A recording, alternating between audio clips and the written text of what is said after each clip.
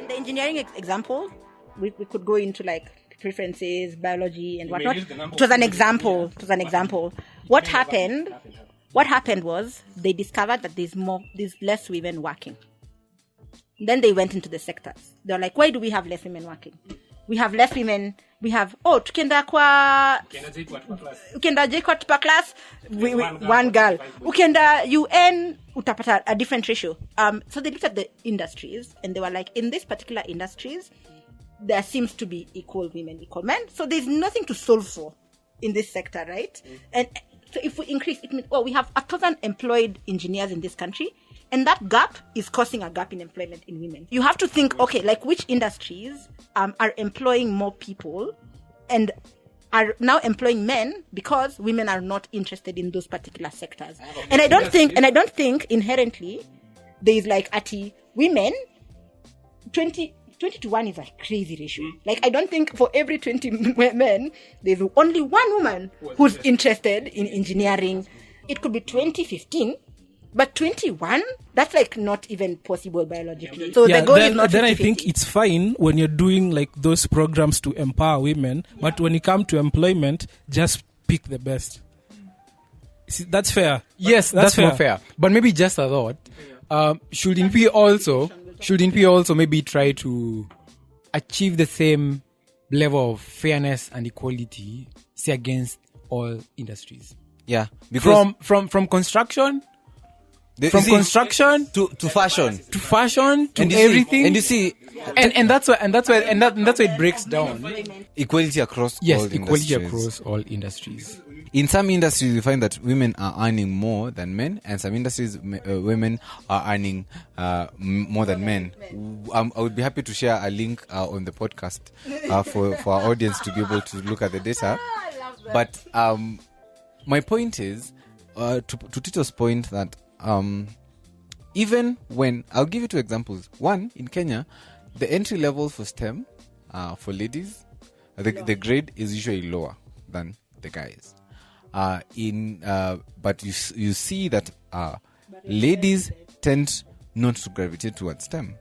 That's first point. Second point, I gave an example of the Scandinavian countries where they allowed and completely scrapped off all the factors that were causing the ladies not to do STEM. But still, even with all that allowance that was given, you see ladies gravitating towards careers that are more about people as opposed to careers that are about things.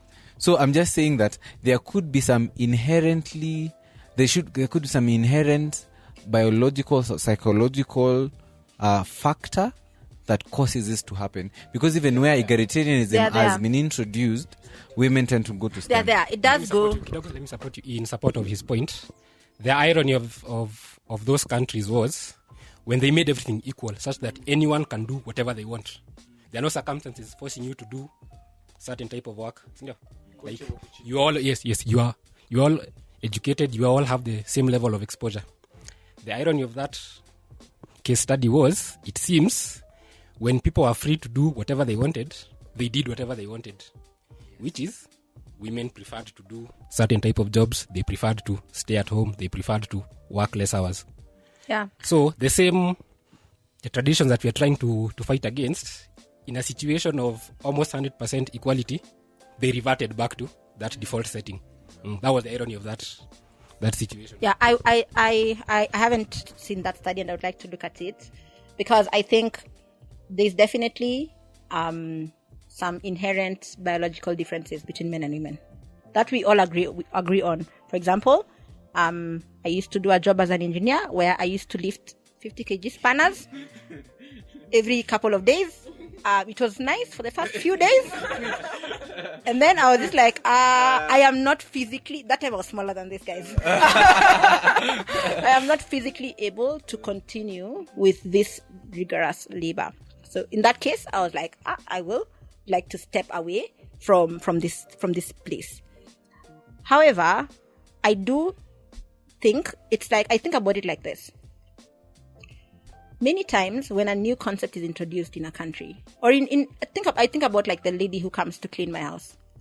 I used to have one maybe like 5 years ago where I cooked sausages, I placed them there. If you want to eat them, please eat them. But she never touched them.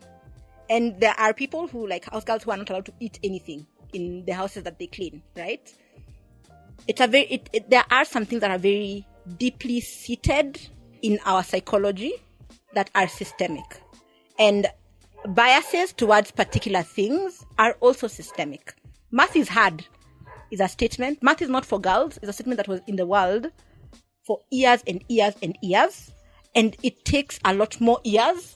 For every year that it was there, it takes like 3 to 4 more years to undo those mental and psychological biases, or like inherently built like very like inside our hearts. We need to change that. So I don't think today, if Uhuru said in Kenya, every parent must have a girl and a boy, that that it will yeah, exactly. Like if the president said every parent must you have the freedom to take both girls and boys to school. When education was made free in Kenya, even at that point, there were still more boys. There are still more boys. It will take years. It took years because now we have at least more equal. I think there's even actually more girls in school, in primary school, than boys. But it's not like a one time. And there's still a wage gap.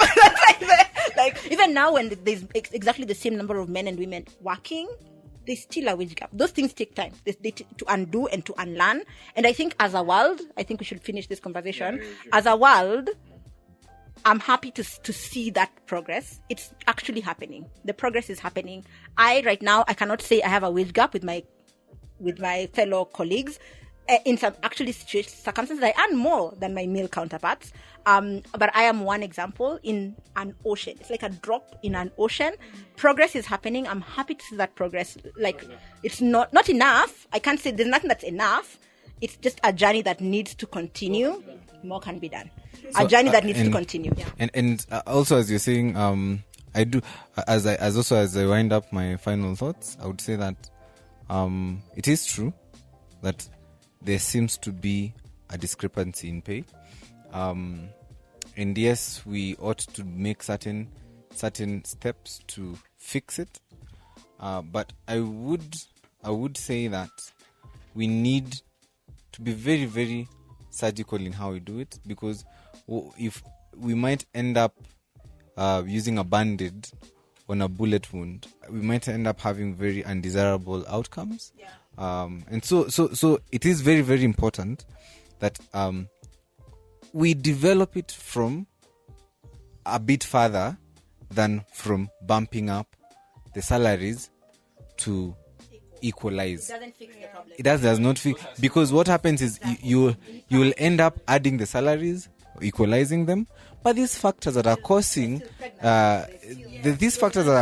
these issues, they will come back into play, and the discrepancy will come back again. Yeah. I hope our listeners will have noticed that when we started this conversation, there was a lot of heat. It's cooled down now. So what my point was in the beginning, that it's not that we should not have this conversation. I just don't like the way it's usually had. So I hope today we've arrived at some common ground of how to have this conversation. Yeah, so less simplistic, like it be more nuanced and subtle as to how we talk about this issue. I think with the conversation we've had, we've seen there's a lot of issues. It's not just one issue that me and Mureti have the same job with, different salaries.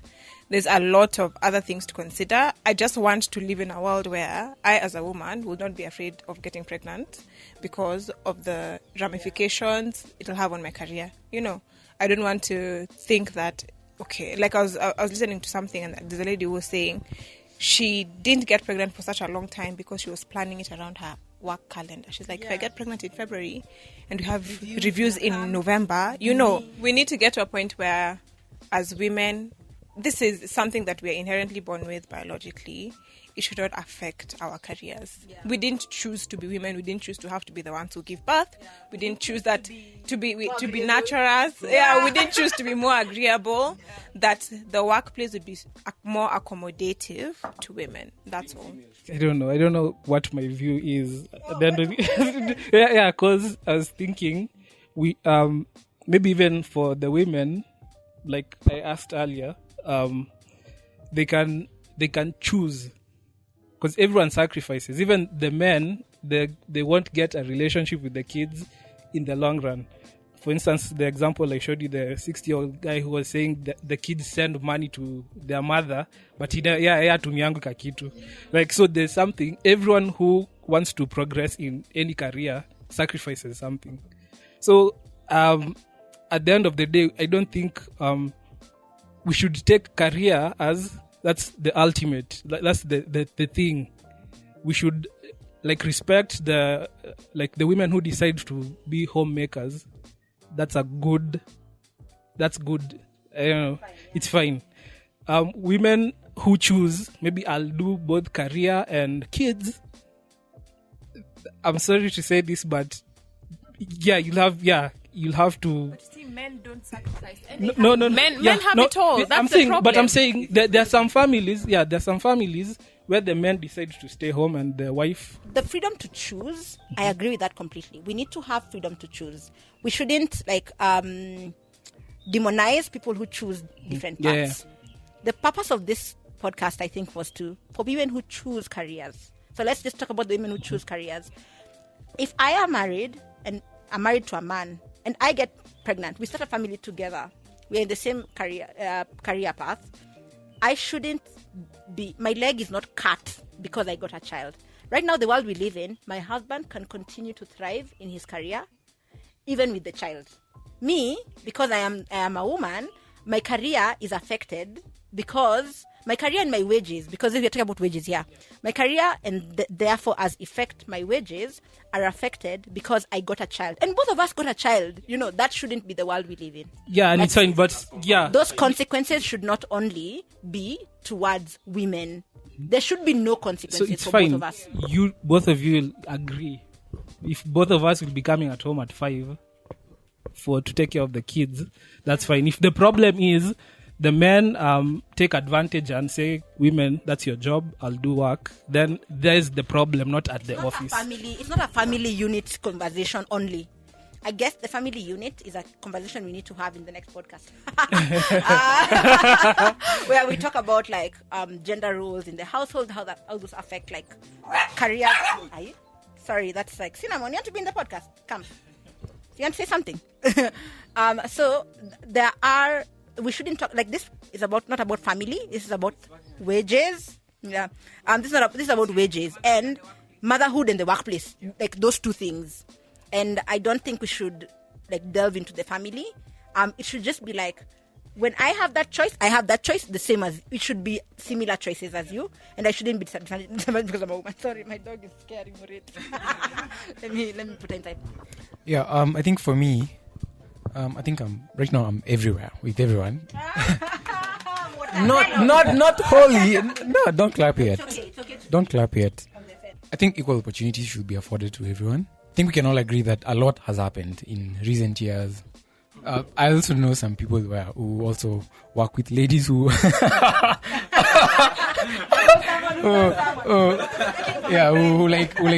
ladies earn more than the men. So I think it's something that's growing, and I think that's what we're trying to encourage. But where I'm not fully is this idea that it's a bit far-fetched, but it's sort of where you're headed, where there should be the same exact pay. Because I think there are systems, there's as we said, capitalism, and capitalism it's another animal on its own. So with all that in play, we will not in any way achieve equality in the sense that we want to achieve it, equality of income. But I feel that this whole idea has sort of been a bit stretched because again, let me refer back to something in our line of work. So in motor insurance, we charge women less than men. Because generally women are more careful and they cause less accidents, so we give them a discount for that. But right now in the European Union, it's illegal for any insurance company to do that. You cannot charge men and women differently based on gender. Yes. So you see, for me at that point things begin breaking down, because you are going to be unfair to one gender by trying to like have that equality. Yeah, you'll end up disadvantaging another gender. Thank you so much, guys, for listening in. It's a very long one, but we hope it had value. We hope that you enjoyed it. I don't know how our producer is going to edit this one. And just to clarify, we didn't kill each other. Everyone is alive. No one is, no animal or human was injured in the making of this podcast. But I think it shows how we should have these discussions. Even if we disagree on some fundamental issues, we can have a discussion about these very touchy issues. Thank you so much for listening in. We hope we had give you value for your time, and thank you so much, Ingashan, for hosting us in your beautiful home.